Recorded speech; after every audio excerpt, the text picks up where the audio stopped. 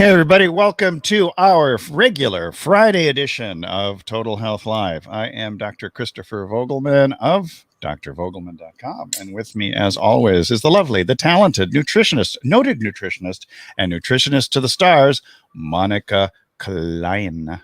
Hello, how are you all? It's good to see you.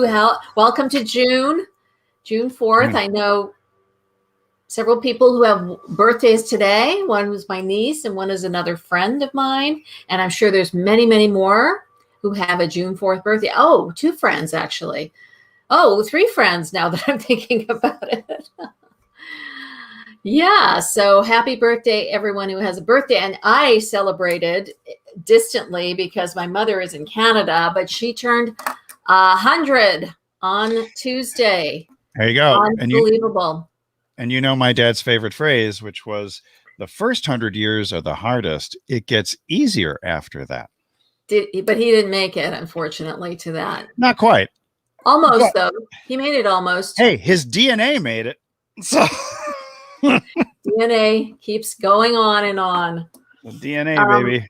Yeah, she got a letter from Prime Minister Justin Trudeau congratulating her. Cool. Yes. And she had a wonderful party with everyone, my siblings and my nieces and nephews. And it was a beautiful day, not a rainy day up in Vancouver, the Vancouver area. So, yeah, I felt like I was there, but I wasn't, but hopefully. Where were you? We'll be able to, I was here at my home. Hopefully we'll be able to celebrate 101. 101. In style. And it's she looks better. So good. She looks so good. Good. Well, 101 is better as an age than it is a temperature. So. Well, we also have a freeway, the 101. Oh, that's right. I forgot about that. It's a major, major thoroughfare here. So, yeah. So here we are, June 4th. June 4th. June 6th is my stepson, the redhead's birthday, which is he's a D-Day baby. So he will be 14 on the 6th, which is Sunday. 14. I remember last year he just turned 13, yes. I refer to him as the tweenager because I didn't think he was quite 13. So, but that's another story. Now he's fully a teenager. Now he's fully ingrained in being. Well, we'll be shortly. I'm just, and then you can watch the PG-13. I don't know if they have PG-14, although you will see on some TV shows they do say 14 plus in the upper left-hand corner. So. And that's not your size, your clothing size. Well, actually, it's also his shoe size.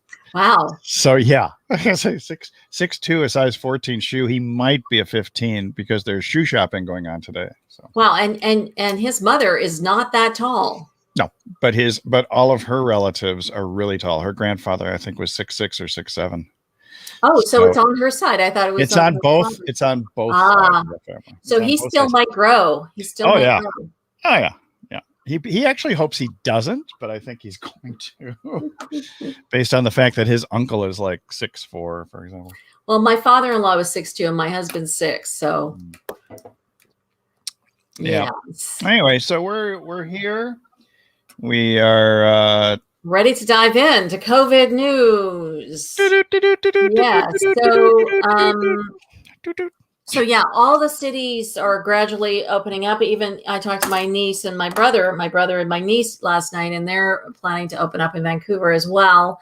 And so it's sort of many, many places are opening up in a couple of weeks. So my concern, of course, is that a lot of people will be saying they're vaccinated or will not be saying anything and being unmasked. So, I mean, again, we don't know what's going to happen, but it's real and we need to be a little cautious. Now, there'll be spikes here and there. Very cautious, actually. Yeah, I think you still have to be cautious, at least probably into 2022. I mean, even when schools are opening around here, I noticed, interestingly enough, that San Diego County was behind LA County and the Bay Area in terms of we had higher incidences of the higher incidence of cases and deaths than other parts of California. So I thought that was really interesting. I saw zero. I was reading something yesterday. I saw 0 cases, zero cases or 0 deaths. And everywhere else, there was something all throughout the country. There was something, but in California, nothing. Yeah. So, they have occurred, but I guess they were just maybe reported late. So, but it was interesting. They are happening, yes. Yeah, And I was talking to you before we went live, and I saw an interesting series of reports. I can't remember if it was out of Hopkins or Mayo, but it was researchers had discovered in South Africa that there was a woman who was HIV positive and had been so since 2006. It was actually very much under control in terms of the HIV cocktail and other things like that. And then she got COVID about a year ago. And the problem with it was it took her 8 months to recover. And during those 8 months, within her, the virus mutated twice so that she became the carrier of 2 new variants. But she was isolated. So I'm hoping that those 2 new variants aren't suddenly released to the rest of the world. So these are 2, like the South African variants, or are we talking about specific? 2 new South African variants. So the longer that little critter runs around, the more chances it has to mutate. So I hope that's well, I've heard about herd immunity. We were hoping it would happen now, but now they're saying August. But again, we don't know. It's just a day by day story, hour by hour story for sure. And that's why we do COVID news every week. That's why we do that. What's new in the news? So, so the vaccine, and again, is there really a choice if you're being vulnerable and everything's opening up? Do we really have a choice? I mean, maybe we don't, because you do want to be safe. And if people are saying or not saying, just unmasking, I saw a lot of it. I was out in the wilds. The wild of LA County. Bit more this week than any other week in the last year. So I was out and about. I went to a podiatrist appointment and various things. And I noticed a lot more people, are just sort of like throwing their masks to the wind, if you will. And they don't make really good kites, though. They're a little too small. No, they don't. They don't. Well, they have one purpose and one purpose only.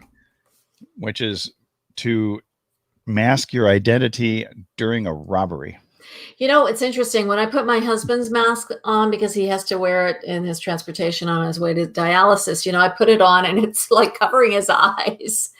And I also have this clip. Well, I have to, and he's got this beard, so it sort of like prevents it to fully, so I have to adjust it. But he has this clip in the back, which helps it stay on so it doesn't slip down. Actually, you know what? My barber months ago, when I went to him, he had a clip that you could put in the back to hold, especially if you had the masks that went over the ears, and it was almost like a hair thing that would just hold the mask up, even though that you didn't, because he wanted to cut around the ears. It was very interesting.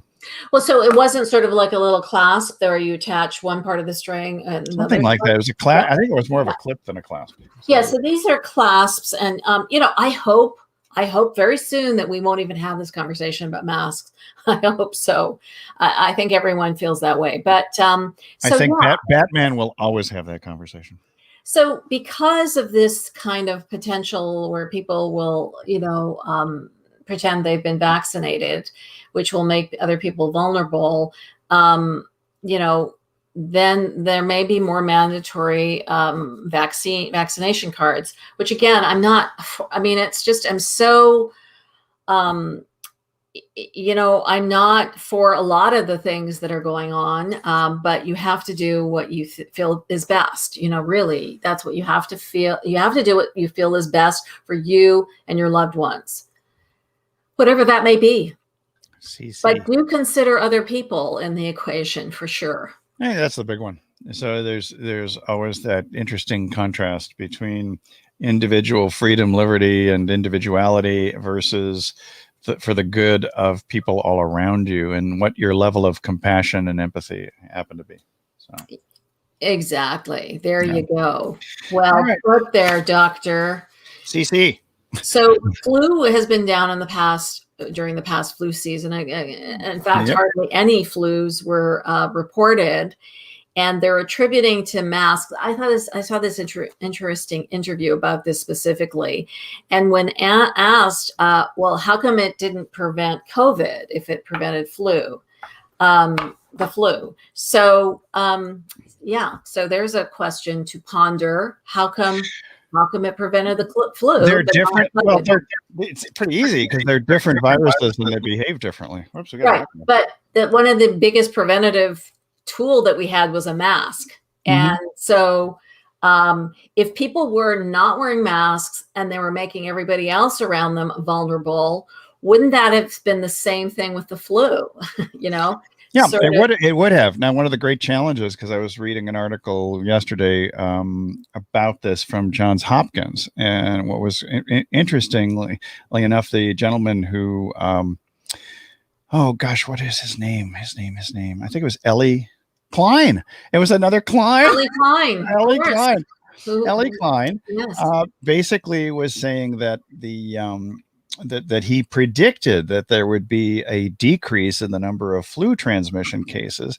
And he also was saying that about the transmission of COVID was far more prevalent because it was far more easy to transmit the COVID-19 virus than it was the common flu virus. But his caution was that even though the number of hospitalizations and the number of deaths had dramatically decreased from the flu, because it was less prevalent, next year we may see a worse flu season, which I thought was really interesting. We'll see. Yeah. Because it's typically flu season runs from mid-October to mid-May, but there's still some cases that can pick up. And in fact, I think it's influenza B picks up later in the season in general, and that tends to be a little worse anyway. But that's from Johns Hopkins back in my old neck of the woods. So we don't really know. What was interesting? One scientist might verify it this way. Another scientist might. Well, this was a whole team of researchers. Yeah. Well, no, that's what I'm saying. One or a team. One source of information may anyway. So let's go back. Let's go to another hot topic this week is the origins of the virus. The origins of the virus. It could have. This is the first time they've actually are questioning. There could have been a viable leak in the lab. This is the first time they've already saying that. Which we've been talking. We discussed that like when it first started as a potential as a. In my mind, it's always a potential. I mean, the fact that there were wet markets with bats, the virus has been found in bats, but also that there is a virology laboratory there in the same town of Wuhan. It's a biohazard, a high level actually lab in Wuhan. But the thing is, what I'm trying to express here is that it was a shut case. It's always been a shut case. It was this and that's it. But now they're saying, hey, wait a minute, maybe.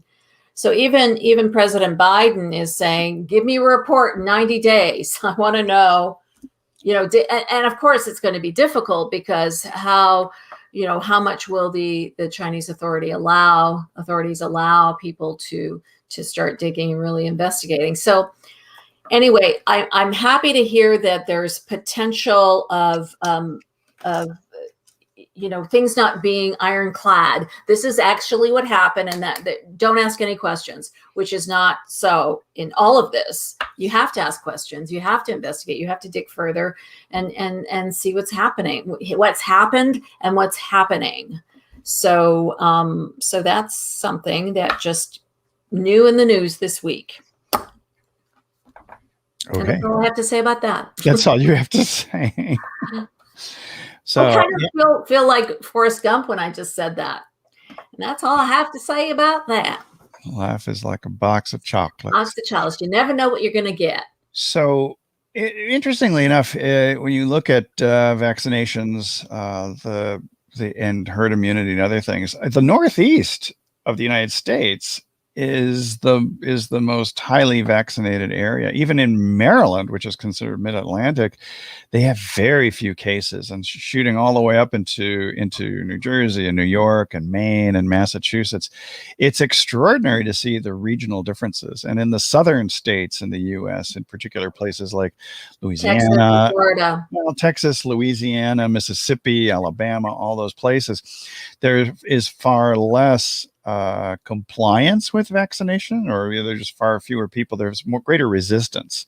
And so I think it's, what is it? The vice president is supposed to be running down there in the not too distant future to encourage people. Kamala Harris? Kamala's supposed to go down there. Vice Kamala, President? our California girl is supposed to go down there and try to encourage people to get the vaccine. Now in California, interestingly enough, we have had the advent since, was it Thursday of last week, where suddenly there's a lotto for the vaccinations, and the number of vaccinated people actually has gone up dramatically.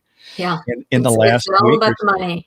It's all about the more money. You get at that. You get $1 million. You more get money, more money, more money. And so I think it's interesting because they put out 10 prizes of 1.5 million each, plus a number of these $50,000 prizes, and 2 million $50 Amazon gift cards, which I think is hilarious because Ohio did this. They had lotteries, but they were like 2 million, 3 million, things like that. But they would have them periodically, and the number of people in Ohio, a very resistant type of state, just shot up. So it's interesting. Well, it is a motivator, isn't it? Money is still a motivator for people. I know a couple of people who did it just because of that. More money, more money, more money. Took the vaccine just because of that. Yeah. More money. Get my ticket, baby. All right. So anyway, it's interesting. Where else are we? Did you want to go to questions? I think we're on to Q&A. Q&A Friday. It's funny. I was just watching an interview from the Toronto Library today. My brother-in-law works for the Toronto, one of the Toronto area libraries. They did what is it? Senior librarian there. Crowdcast interview. And it was Jake Tapper, who's the anchor, one of the CNN programs, and his new book. And it was an hour long, and I was listening to it on and off, and it was one of the most revealing interviews I have ever heard. It was just fascinating to hear how he would write and when he would find the time to do whatever he would do, and his advice to people who are creatives, and just basically saying, hey, you can find 15 minutes every day. If you write 15 minutes a day for 7 days, you've got 3 pages at the end of the week. Well, and I thought that was interesting because he revealed how to balance things in your life so that you have a healthier and less stressful existence. Well, I've been writing for a long time, articles and books and all sorts of things, ebooks. And the thing that helped me the most was to write, of course. But the thing that really helped me was something called The Artist's Way by Julia Cameron. It's a book, and she talks about doing 3 pages, the morning pages, where you literally write every morning. If you're, immediately when you wake up, like when you open your eyes, you don't even have to wake up. Just open your eyes, get your sleep writing paper, as opposed to sleep writing, and just write, because it bypasses the conscious mind, and you're just writing, and you're getting used to writing, and you're letting your writing, it's unedited, so you're writing whatever comes to mind. So it helps with the creativity and the free flow, and it stops the editing and the stopping. So I did that for years, and I think it's just a great thing if you want to be a writer. If you truly feel like this is a calling for you, do the morning pages. And with writing, you just have to write. You just have to write. You just get better and better and better, and you just have to write. And you know what's great about that? You can channel your inner Hemingway without the alcoholism. Yeah, in the morning you don't have to have, you don't need that drink in the morning. That morning cocktail. Yeah, you can give up your morning cocktail. No, so it's that's sort of like such a cliche, Well, I got distracted onto that only because Toronto came up today, and since I grew up in Buffalo, I consider myself to be an honorary Canadian. You're a Torontonian? Well, I've spent a lot of time in Toronto. I even went to school in Toronto at one point. So yeah. And anyway, I lived there for a while myself. Our first contestant today is Beth from Toronto. Yeah, from Toronto. Hi, Beth. Hence my segue. How can I make sure that I live to a healthy old age? Well, just ask Monika's mom. Ask my mother. And I will answer that for you as far as my mother is concerned. I mean, genes play a role. And a lot of people go on talk shows and, are in interviews and they talk about how I made it. And they're always different. I mean, one person drank whiskey every day. Yeah, exactly.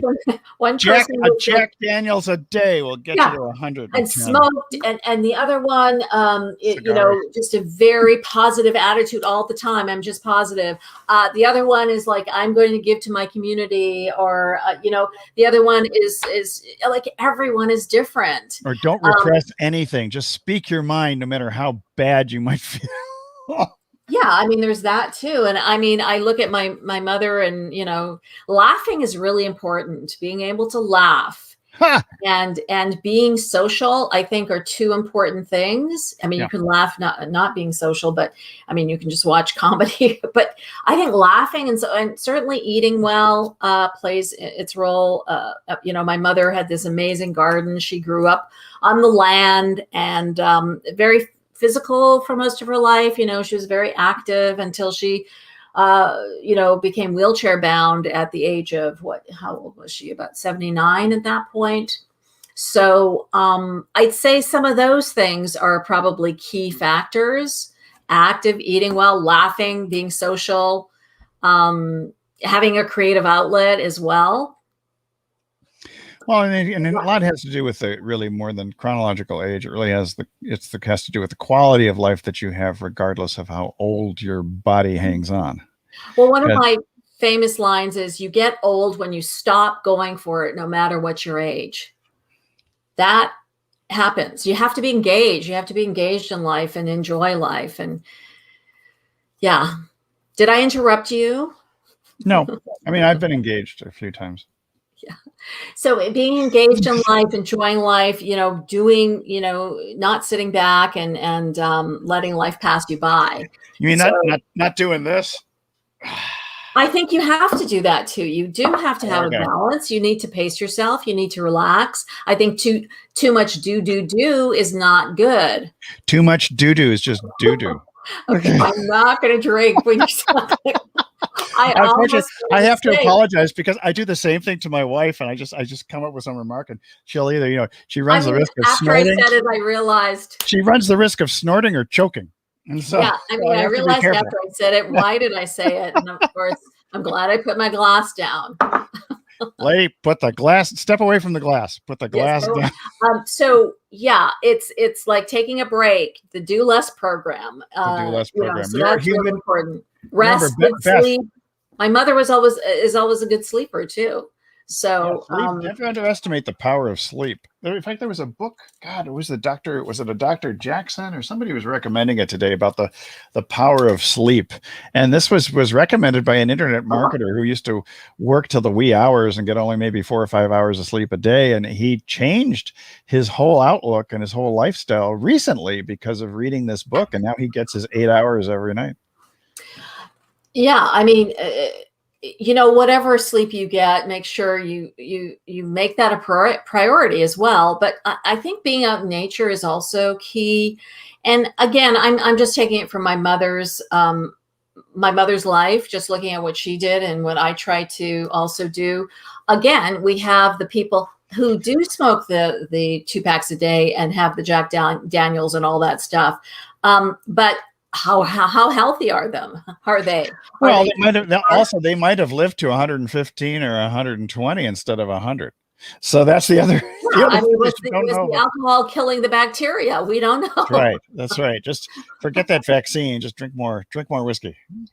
No, that's not my actual recommendation. There was a longevity series that was out just pre-COVID, and it was, there's a lot of different series and summits and things like that on various topics, whether it's ADHD or Candida or microbiome or whatever. There's like these 5-day summits, and there was one on longevity just before COVID, and there was a lot of focus on Italians and so Sicilians especially, actually. Sicilians. But when COVID happened, it's like that's where they were dying. They were dying in Italy. That's so why am I mentioning this? Is that longevity is a mystery to some extent, and it's not a mystery. So, and I think there's some fate. I think there's some fate too. Like, I think maybe you die when you die. You die when you die. When is that? And we don't know. We don't know. That's why you have to live each day as if it's your last. And on that optimistic note, that is Beth, a cliche too, but I think it's there's some validity for sure. And Beth, we hope that the cliche of the day will serve you well. So we're going to move on. Let's move on. Speaking of Johns Hopkins, we have Jessica from Balmer. They say Baltimore. I've been there too several times. They'll say Balmer. Balmer. Anyway, okay. But Jessica asks, "What's the Isn't there best?" a Balmer who is part of Microsoft or something? Well, not Steve. That's Steve Ballmer, which is different than Balmer. Okay. All right. You're contracting. Instead of Baltimore, you just go. I got it. Got it. Got it. I got it. It's like, you got it, hun. Toronto, they say hun. Toronto. They say hun a lot too. Hun. It's not Toronto. It's Toronto. Toronto. You got that, hun? Hun is what they use a lot in Baltimore. Anyway, not Attila the Hun. But anyway, so Jessica asks, "What's the best way to stay trim and in shape during the summer months? And does it exclude ice cream, cocktails, and French fries?" There's the morning cocktails again. The morning cocktail and ice cream. I mean, it shouldn't be something you do all the time, but it doesn't have to exclude some of these fun things that you equate with summer holidays. And of course, this year is going to be hopefully back to somewhat semi-normal. Yeah.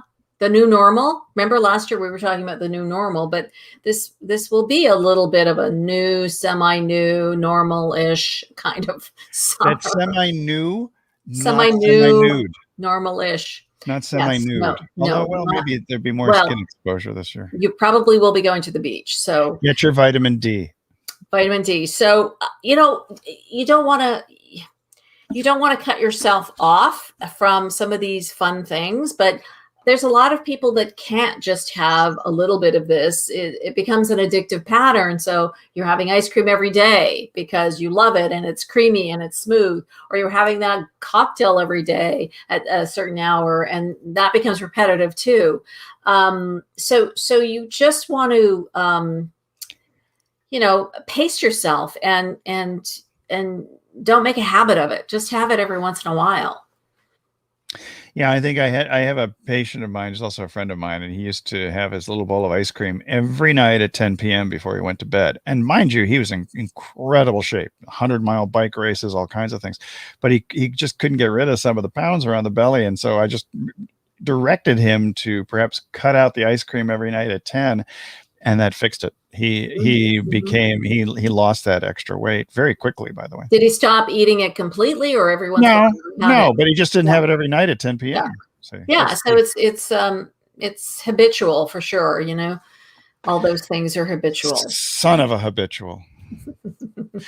So Jessica, hope that helps. I mean, and I know that in Maryland, like Ocean City and in New Jersey too, they have the funnel cakes and all kinds of things like that. So I mean, if you spend too much time on the boardwalk, there are a lot of temptations. But if you, a lot of it does have to do with the idea of simply sometimes just not having it as available or around all that much. I mean, since I no longer have a pint of ice cream waiting for me every night in the freezer, that I'm not, the desire has actually vanished to a great extent. Right. Out of sight, out of mind. You can manage these cravings, and then they'll suddenly be gone. They won't even be ruling your life anymore. And I don't know if I shared this in previous, like the last few weeks, but I was counseling a client of mine, and I was like saying, you deserve the best food. You deserve the best food. And do you want to become, what was she eating? I think it was a macaroon or something. If you want to become one large macaroon. You want to become a ice cream. I don't know if that works, but do you want to become a serving of deep fried butter? Greasy, deep fried something. Do you want to be that, or do you want to become the orange? Do you want to become the carrot? Do you want to? because essentially that's what happens. You become what you eat. That is what you become. And that is the building block for what is what your body's being built on, is the food you put into it. So you don't want cookies and cakes and cocktails to build your body, do you? Cookies, cakes, and cocktails. I love the alliteration. But I was like, oh my, cookies, cakes, and cocktails. There you go. There's a cookiescakesandcocktails.com. .com. It's probably available, and it's probably very valuable. So if you want to get a good domain name, try Cookies, Cakes, and Cocktails. Well, I'm going to write that down, because that is you probably attract a lot of traffic if you're in the marketing. I don't know why we're talking about cocktails very much today, because it's cocktails not a word today. I use that often. Well, I'm drinking a combination of water with, I'm also drinking separately here. I had a little coffee earlier. Now I'm doing the anti-inflammatory tea of ginger and turmeric. It's and kind I'm of doing my water cocktail right now, which is simply water. It's interesting. My alcohol consumption actually dramatically dropped during the pandemic, which is I've heard that for a lot of people. Yeah, because I actually drank far less during the pandemic. I'd go 5, 6. I went, I think, 3 months at one point without a single drop of alcohol. Me and you would think that under stressful situations that you would be, more inclined. In fact, but alcohol sales actually increased all over North America during the pandemic. So, I mean, you had an opportunity to really, slow down and assess what's important, and you didn't have to race around here and there. Sometimes we rely on some of these addictive substances because we're so stressed and we're always on the go. We're always, in a state of frenzy. So we want something to help us calm down, or to help us celebrate in some way, or to make us feel better because of, we're being deprived. So we didn't have a lot of that. We didn't have a lot of that panic, have to do this, have to be here and there and everywhere, and have to do, there's a little more calm. It was actually a little more of a spiritual experience for a lot of people, because it required you to go deeper inside to see what's important in your life, what is really valuable in your life. And it was definitely a time to slow down and reevaluate who you are and what's important. It was almost like a death, that's what you do when you lose something. You reevaluate. I actually, part of me, in terms of looking at things, reducing alcohol consumption, to me, part of it was almost a desire to feel feelings without numbing them out. That's good. Yeah. And in that respect, it became very much a pretty strong experience for personal growth, because I would be able to explore the so-called negative emotions more deeply. And it's almost like, writers, very often they'll have painful emotions, and they do their best their best creation, their best writing, their best art from tapping into the darker side, which is it really does fascinate me. Well, and yeah, I mean, our culture is so geared to be happy and great and fantastic and fabulous and everything like that. But that's not real. It's not real. Oh, I do. Well, yeah, but it can become it. We're not going to get into this debate, but it can become a reality. I think focusing on the positive while still being able to embrace the negative and make a transformation, I think, is pretty interesting. Well, it's unrealistic to be that way all the time. I mean, life is full of challenges, and to sort of say, no, it's not, I'm going to push it away. It is part, and to be able to handle that and feel the feelings around that.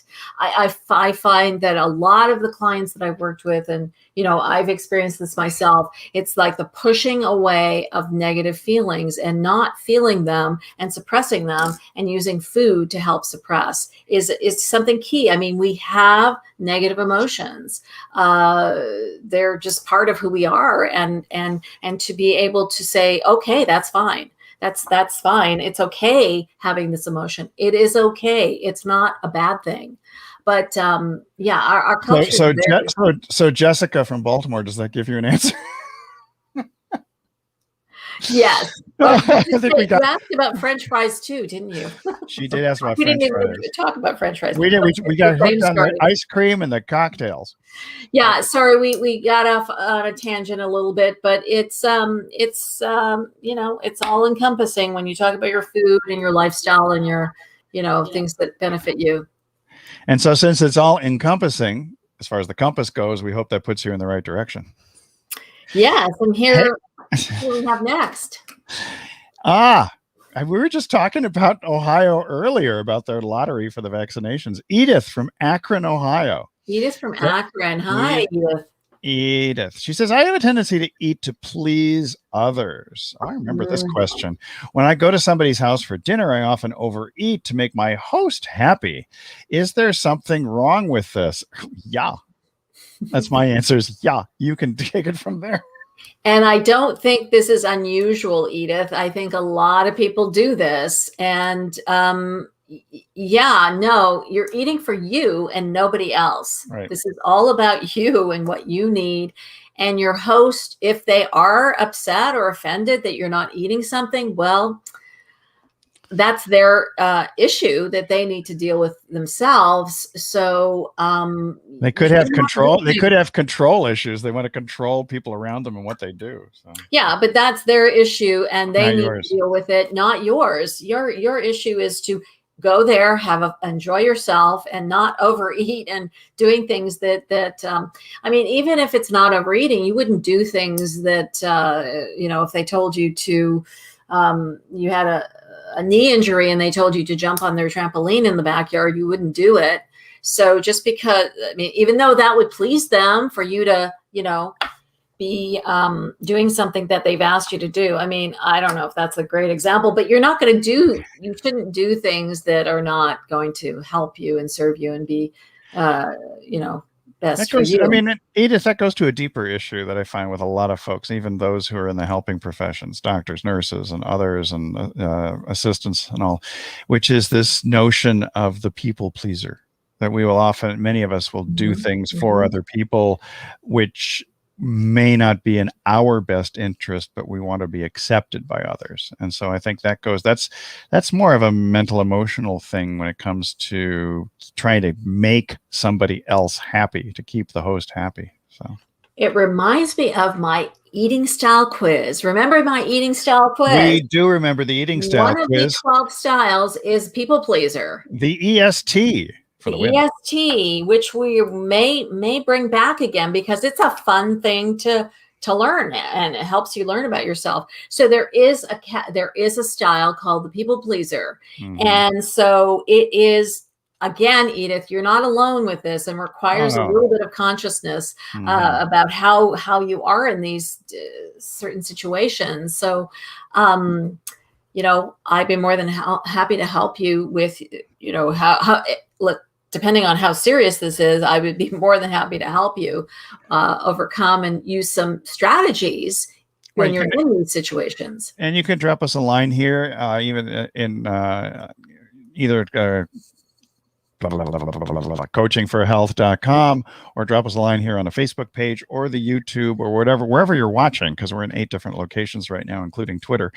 And I think we can hook you up with the eating style test. Yes, absolutely. That would be a fun thing for you to, it's an eye opener, and it'd be a fun thing for you to start on your journey of changing this not so great way of behavior. It's a behavior, and it can be, you can be helping because you brought us the question, and you think on some level there's something not so healthy or good about this habit of yours.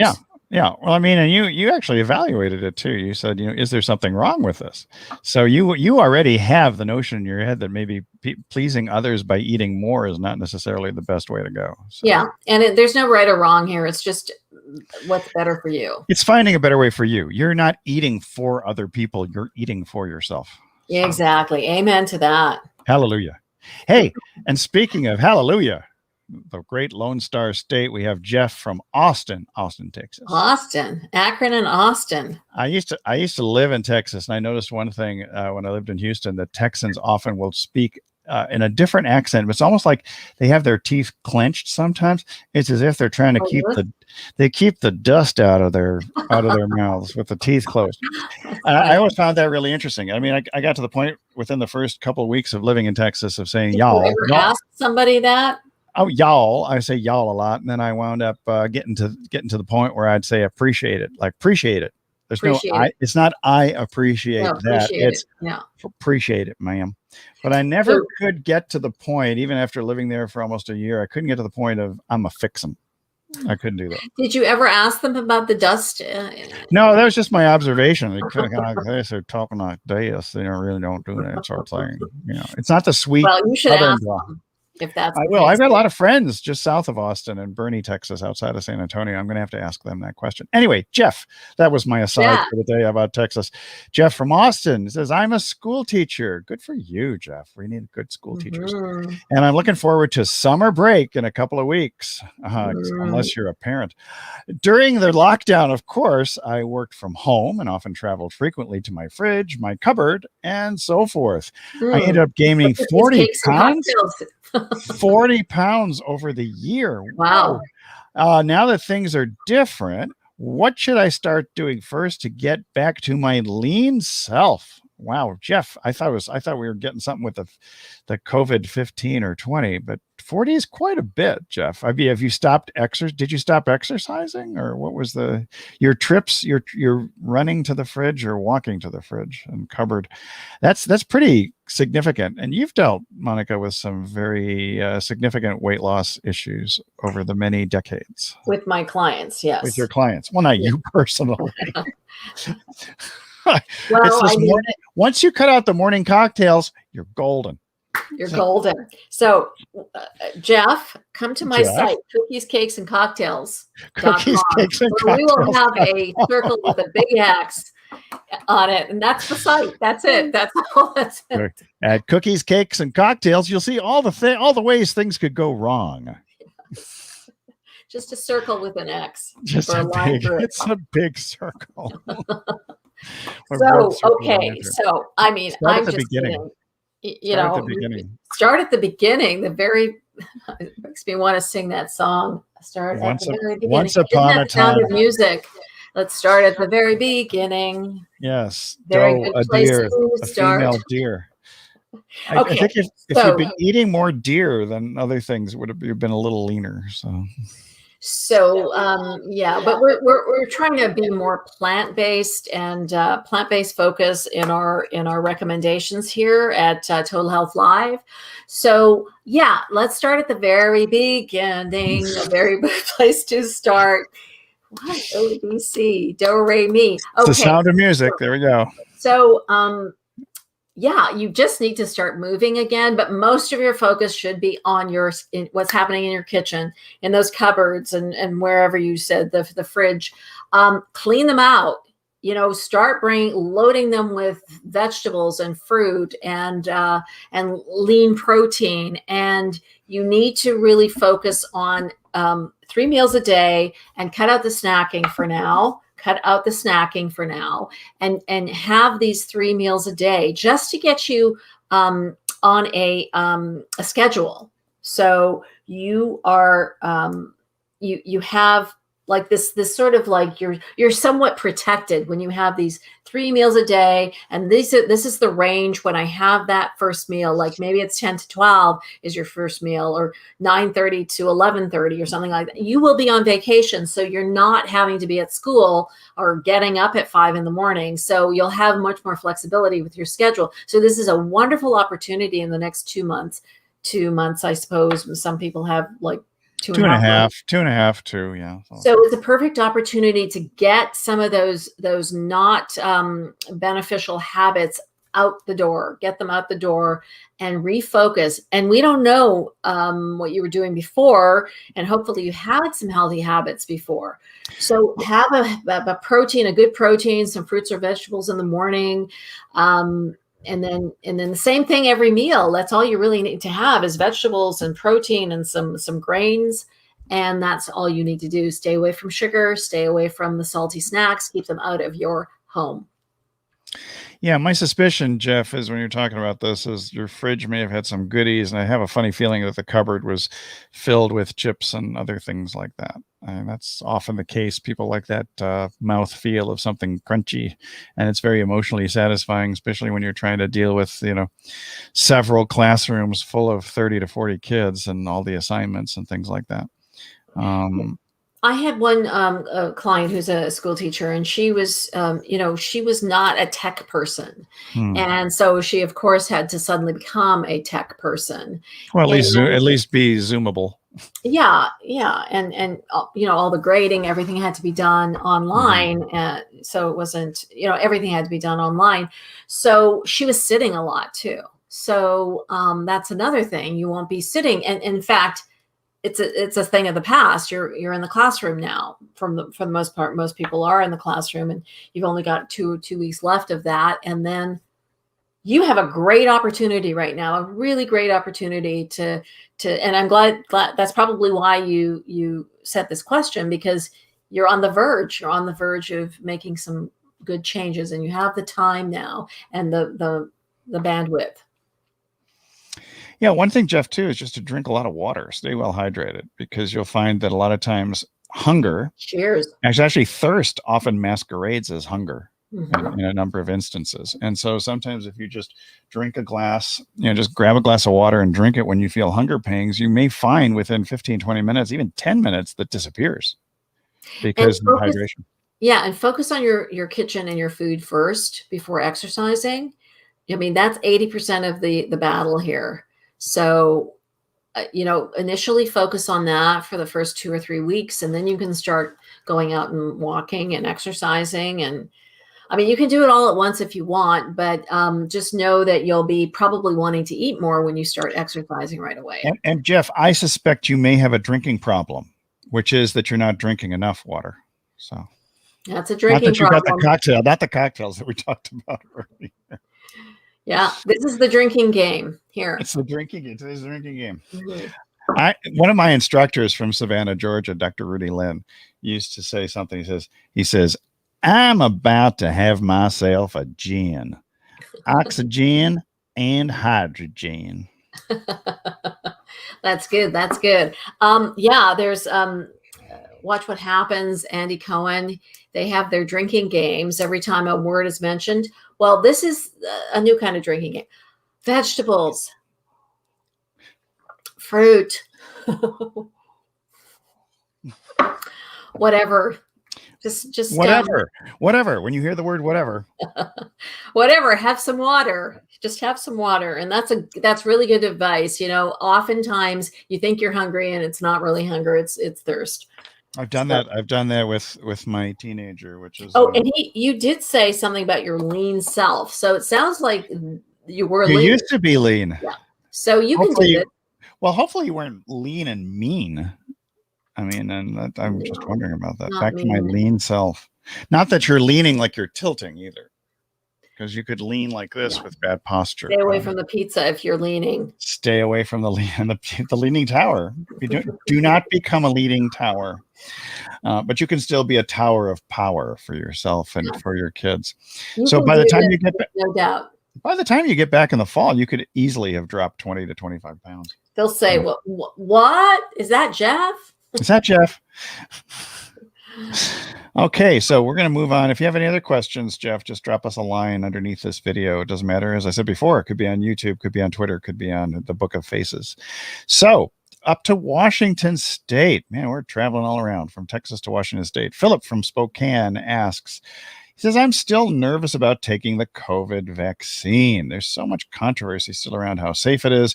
What is your opinion?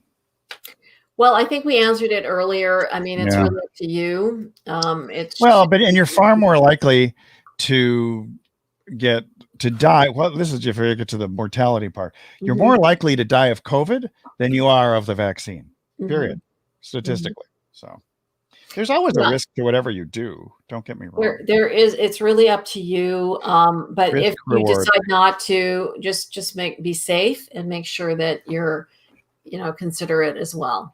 You will be viewed as one of the unwashed and the untouchables, but that's another story.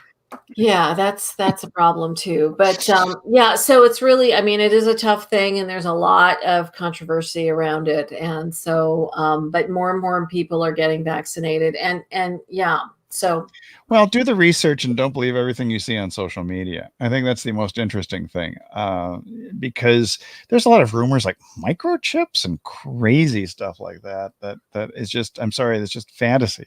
even And Borat, even Borat. Borat, I watched that whole series. Did you watch that series? Yeah, Yes. with the With the, with the guys, the Jim and guys, Jerry or whatever. I think they were in Virginia or West Virginia. Jeff and Jerry. Jeff and Jerry. Yeah, it was like, that's worth watching. I got to see Jeff and Jerry. Borat. Borat in lockdown. Yakshima. Yakshimaish, I think, is more Ukrainian. Oh my God. Oh so boy. Anyway. Hopefully that helps, Philip. And I'm sure you'll make the right decision for yourself. Research. Hey, here's an interesting person from Bayonne, New Jersey. Oh, I hope it's the nicest section of Bayonne. I've been to Bayonne. I feel for you. Britta, I love your filters. Love them. Britta from Bayonne. Water. It's more water. It's more water. Speaking of water and drinking problems, Britta from Bayonne, New Jersey, she says, I eat really healthy, but I do love my glass of wine with dinner. Is that a bad thing? I'm about 15 pounds overweight and hope to lose it off soon. I guess to lose it. Yeah. Or take it off or whatever. Lose it off. Okay. Lose it off. Lose it off. I mean, why not? Lose it all. So it could be similar to the thing that you were talking about before, Christopher, about the athlete that was having his cup of dish of ice cream every night. A little dish of ice cream every night at 10 p.m. Yeah. So this stopping it or lessening it could help you with those 15 pounds. Well, because consider this, Britta. So there's the fancy schmancy thing in biochemistry called the Krebs cycle. And so one of the things about alcohol is it actually can stop the fat burning process. So if you're real serious about losing that 15 pounds fairly quickly, I mean, I remember one of my friends who's a nutritionist back in Maryland, she said, she used to tell me, she says, if I just stop bread, within 2-3 weeks, I've dropped, 3 pounds. I see this all the time. I see this all the time for years and years and years. Yeah. I mean, and people are shocked that when this happens, but you cut out these certain foods and bang up, I mean, miracle. If you can have the alcohol maybe once a week instead of every evening, it might help you. So, Yeah. I mean, again, we're always talking about cost benefit here. That seems to be the new catchphrase, cost benefit. So, if you enjoy it so much and you're okay with the extra, weight, maybe. Well, she's hoping to lose it off soon. Yeah. So hoping is another interesting thing. Hoping, because a lot of people say they want to lose weight. They're hoping to lose weight. It's sort of, I hear, I'm sure everyone wants to lose weight. You talk to anybody, I want to lose weight. So unless you want to gain weight because you're too thin. So. Yeah. But usually people, I mean, the weight loss industry is a huge, huge industry. So it's mostly people want to lose weight, get trimmer. So if you are serious about losing it off soon, just that's going to be my phrase of the week. Lose it off soon. I love it, and we're not making fun of you, Britta. No. I think maybe it was somebody typing in the answer, the question today, rather than your actual question. It might have been the transcriptionist. The transcriber it's on the transcriber, Britta. So yeah, I mean, are you serious about it? And if you are, you know what to do. And maybe it's not just about the wine that's keeping this 15 pounds on you. Could be other things, and you didn't share with everything else, but you seem to think it's the wine. Could be part of it. It could be a glass of wine with some very fatty, liquidy cheeses and breads and crackers and things. Who knows? Sure, it could be all of the above, and it could be, when are you having some of these? Are you snacking at night? I mean, and are you eating your dinner maybe late, like at 8 or 9, like some of the Europeans? Both they eat smaller portions, though. Yeah. So that seems to be a big trend, though. A lot of people eat very late, and it's definitely keep some weight on. So hope that helps, Britta. Well, that helps. Bayonne. I think Britta, and I'm sorry about the filter, but I do like your filter. I've switched to an Austrian filter now, though. So Britta, don't get upset with me. So yeah. Yes. Britta will not get upset. It's BWT. I found it. It was very interesting. They even have a little bit of BWT. BWT is the brand of the filter from Österreich. Österreich. Uh-huh. Yeah. Anyway, so There I you think go. that's it for today. Any particular bits and pieces and farewells and tips for us before I we just think you should have a wonderful week, healthy and enjoyable week. Remember to laugh. Remember to have a good sleep. Laugh, good sleep, and soon we'll be able to hug each other again. And if you do everything right, maybe you're gonna survive to 105. So. You betcha. You betcha. You betcha. Yeah, for sure. Okay. Yeah, for sure. We'll see you next week. Bye.